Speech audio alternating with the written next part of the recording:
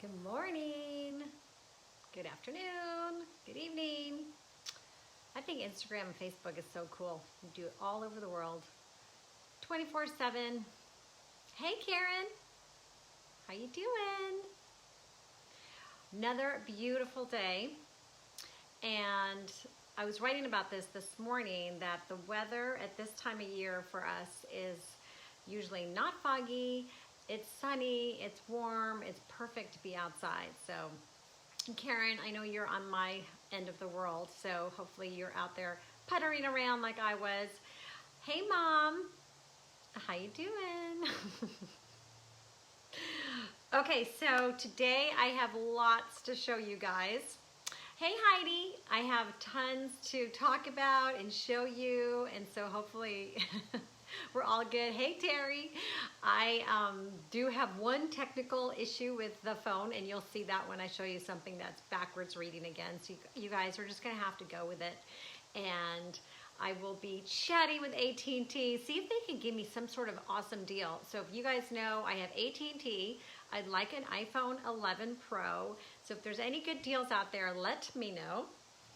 Sometimes there's deals, sometimes there's not, but I am desperate because I'm kind of sick of all the craziness. Hey Roxanne, thanks for joining you guys. Okay, so you may have seen some of my stories before about the dream I had that sparked my whole entire sort of path down this art career, and I'm going to talk about that in a minute, and then I'm going to show you some paintings I'm working on. Hey Donna and Karen, and then I'm going to take you on a little tour of my back patio of my art studio. So this weekend I puttered, I painted, I gardened, and I cleaned, and it was fantastic. It was so slow, which is what I needed. I worked really hard last week, so I decided to take a break. I didn't do a lot of social stuff. I just paint social media stuff. I didn't do any social stuff at all because it's me and the boys. That's our social life.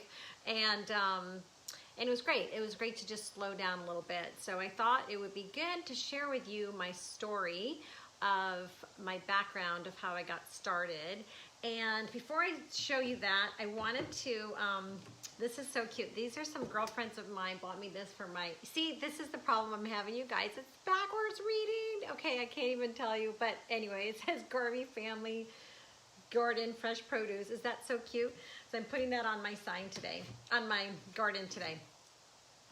So anyway, all right, how I got started. I'm going to tell you guys the backstory, and then I'm going to tell you the dream story, because I got to start with the backstory. So for those who don't know me, I've always been artistic and creative, and I ended up going to, not an art school, I went to a state school, and I got a BFA, a Bachelor of Fine Arts, but I concentrated in graphic design.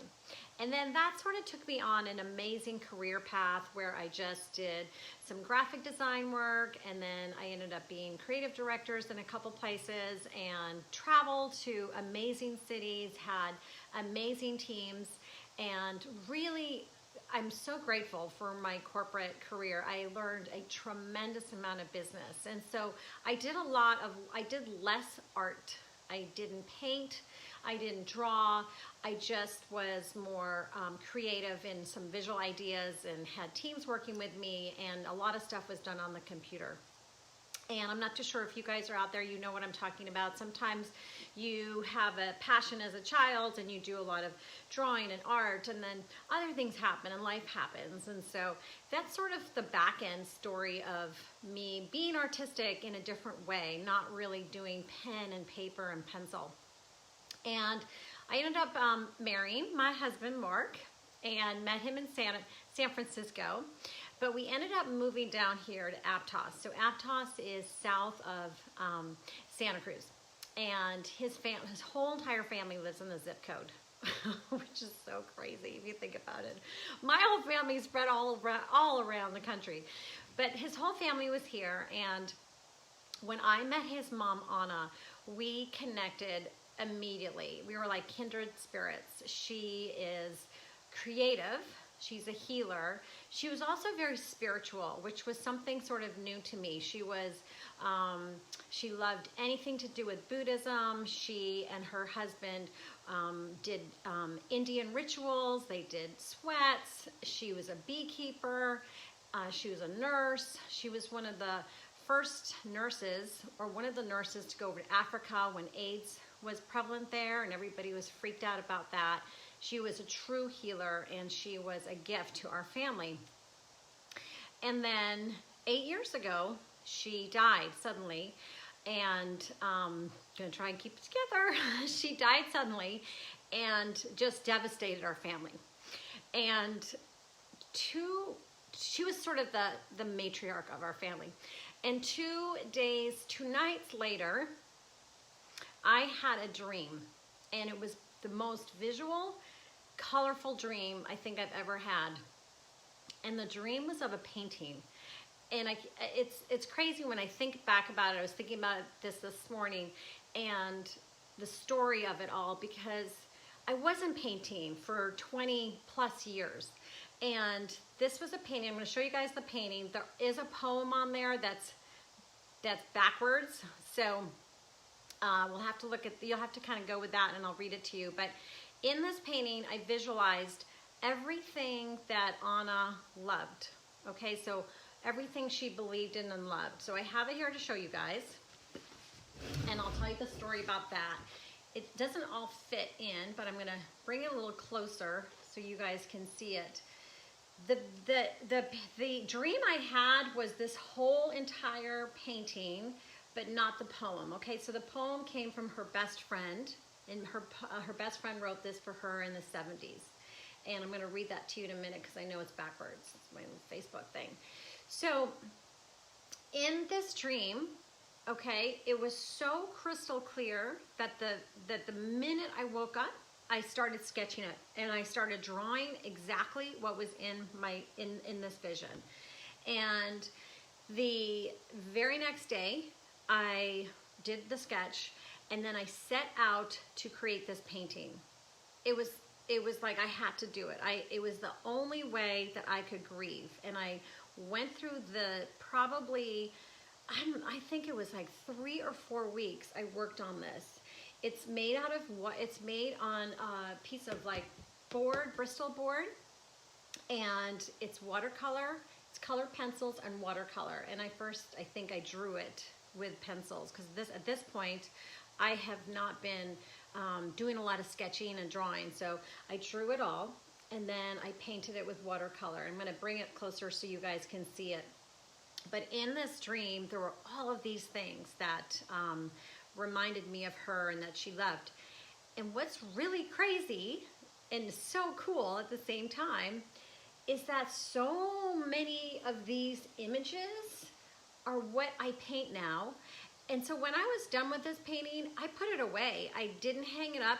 We were kind of redoing our house is super old, and so I think some of the walls were down, and I put it away. And it wasn't until I had opened studios this year that I pulled it out. So this is 8 years old. I'm going to bring it closer so you guys can see some really fun little things in here. So all the flowers they represent flowers that she loved. She loved Hawaii and everything colorful and beautiful. And a lot of these flower shapes are shapes that I still paint with today. And let's see, down here is a little Buddha, because she loved anything to do with Buddha. These are children. These are her 7, no, not 7. 1, 2, 3, 4, 5, 6, 7, 8, 9, 10, 11. Sorry, these are her 11 grandkids. So these are all her grandkids. She has great grandkids now, but unfortunately she's not met them. But these are her 11 grandkids. She loved rainbows, and so do I. I'm a rainbow chaser, and so is she. And so that was one of the things we had in common, with many more things. And there's a bee in here for when she was, because she was a beekeeper. And another thing that she and I both love are dragonflies. I'm going to read you this poem in a minute. And then what's really, really cool is it wasn't until my friend Ginger came to my art studio and saw this painting. It was on the floor ready to be hung up in my studio. And this heart and the wings up here, I painted, okay, and I never gave it another thought. And then, okay, wait till you see this. Goosebump time. Okay, then when I made this, Ginger came to my studio and I had this hanging up, the original, up top. And she looked at me and she said, those are the same wings. And I think I was so it was so crazy to me to think that those wings were these wings. And I never really intended that. It just happened. So those are some, I know you guys must think I'm so crazy.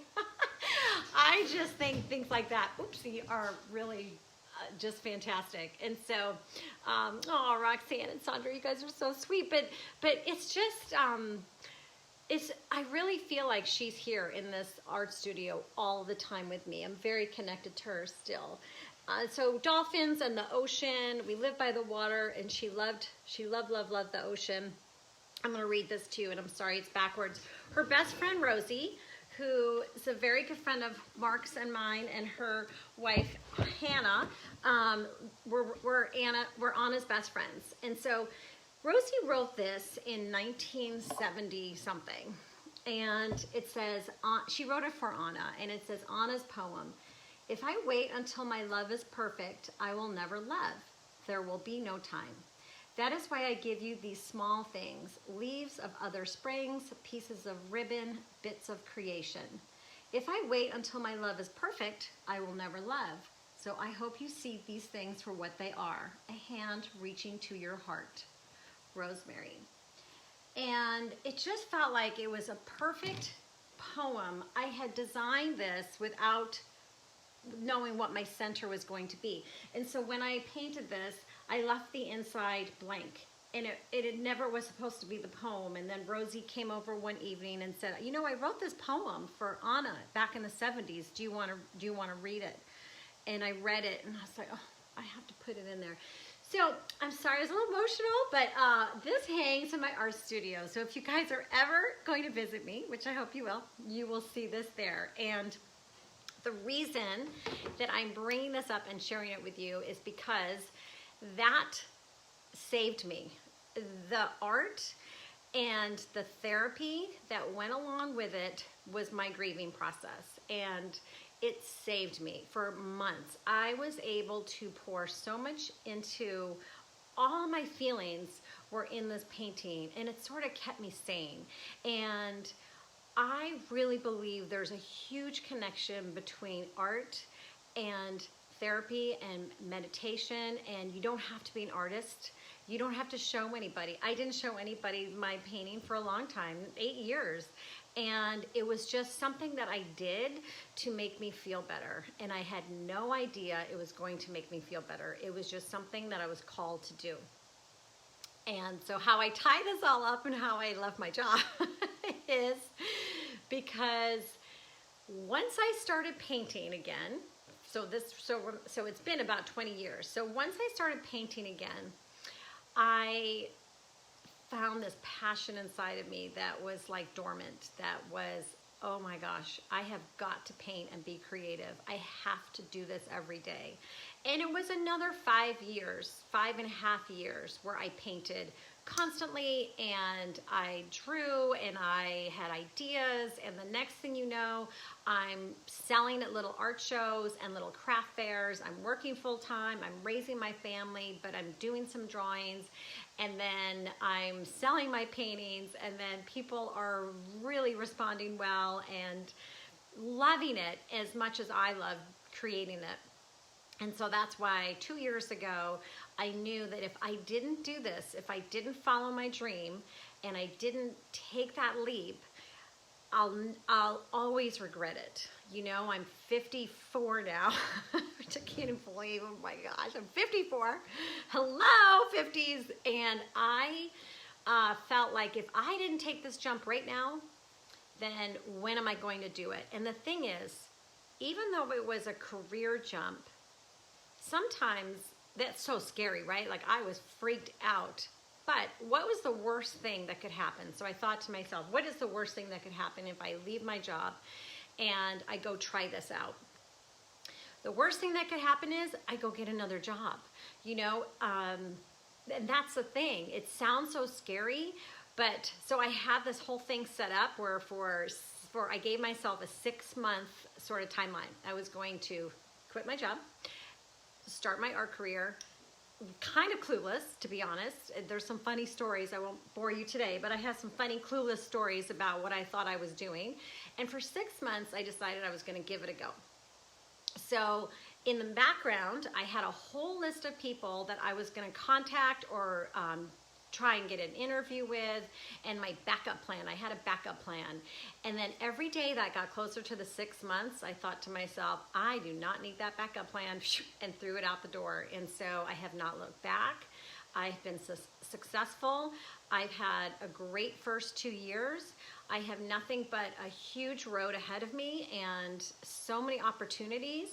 I feel that I have a calling and I want to share, and I feel that this dream I had was the beginning, and I really feel like Anna is all over the studio, and she's right there, and she's so proud of me, and I just wanted to share that story with you guys. Hopefully that wasn't too crazy, but I felt like I should tell you. We've been doing these lives for 7 weeks now, and this is, I think, like the 24th, and so I wanted you guys to have that background story. So anyway, I thought that was kind of fun. I also want to show you a couple things that I worked on this weekend, and then I'll take you on my little tour of the garden. So, do you guys remember, I'm sure you remember, the Lotus mandala? Here, I have the sketchbook right here. So, do you remember when we were doing this last week? I have this, remember that painting I showed you, the pink painting? Well, look, I've changed it.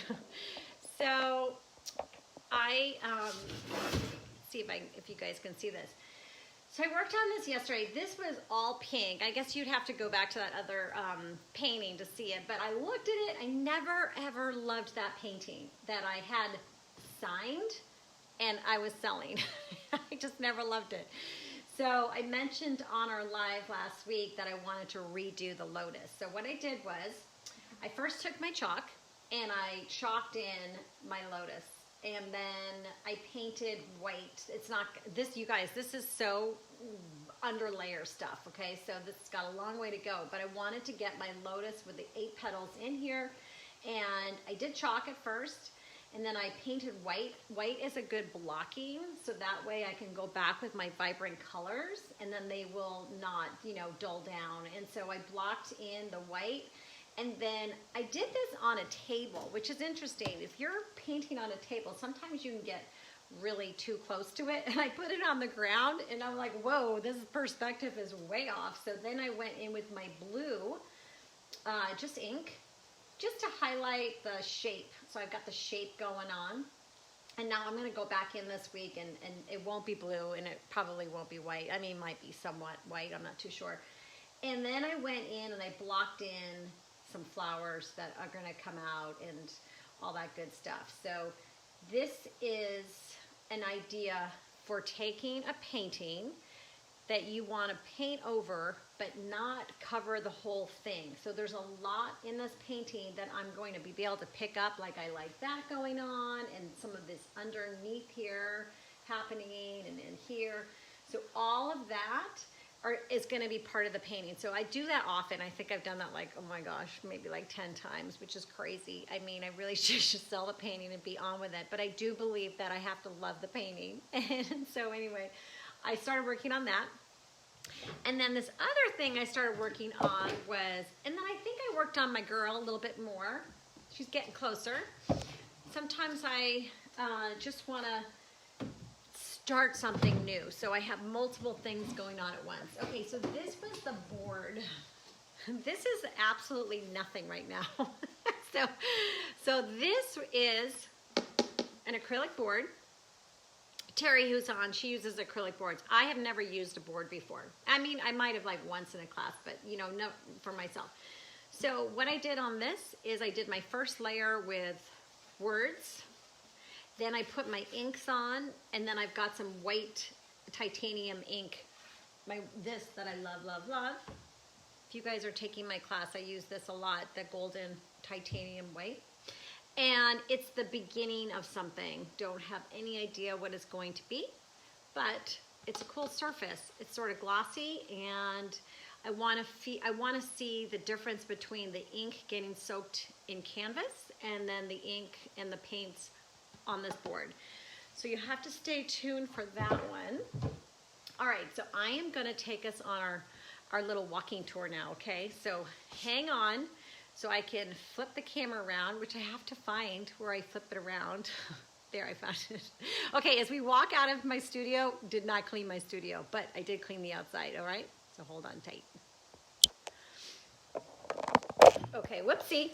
All right, we're gonna go this way. This is where I do my orders. So I've been doing some Etsy orders, some tea towels, and this is where I do my other Facebook, so you can see the back part of here. So as I walk out, these hang on my doorway. These are really pretty. It's a really pretty banner I got for, it's a Buddhism banner I got for my wedding. They're really cute with a bell. All right, so we're gonna walk. This, you guys, this is why I stay in here all the time. Seriously. So beautiful. Okay, so this was my birthday planter I bought and have it hanging, and petunias are so beautiful. Look how gorgeous those are. All right, I didn't go far because every time it says it can't connect, I'm just gonna, I don't think the internet likes me out over here. Okay, so I'm gonna go real slow. This is a sink that was on our property. So our property was built in 1940, and so 80 years old, and it was abandoned, and my husband makes and creates everything. So it was an abandoned property. He found it, and we bought it and have been working on it ever since for the last 15 years. Okay, this is a plant. When this plant comes into, it is one of those gigantic, darn it, it keeps saying it's done, but it's a gigantic, huge, one of those sunny side up plants. I'll be taking tons of pictures when. All right, so this is my back deck. Sorry, hang in there, don't leave me. Okay, this is my back deck. So the fence, we only put up part of the fence, and then we put some tables in the back for open studios. I really didn't want to put a fence along the back, but even though legally I have to, but I'm not going to, so don't come and fall off the sides because then I'll get in trouble. But I just wanted to have this open view of, oh, Sandra, you know, it's not you, it's me. So if the screen freezes, you guys just hang on tight, okay? Because it will kind of freeze in and out. It's my internet. Can you guys hear those birds? So I have this little section here where I worked on this weekend. I put one of the, what do you call those, little carpets from my art shows, because I'm not doing any right now, and I put that out here. And then I got this other, I don't want to get too close because it's a connection thing. So anyway, this is another planter I just got, a fuchsia. I got that for my birthday. And then in the corner, I want to get a water fountain, or I want my boys to get me a water fountain for Mother's Day, because I'm not too sure if there is a sound with, you know what, I'm going to, hold on. Hang on. We're going to go back this way. I have one of those little internet connectors in the garage, so it probably, so you can see here before the internet freezes. Look at this view, you guys. I am so blessed and so lucky.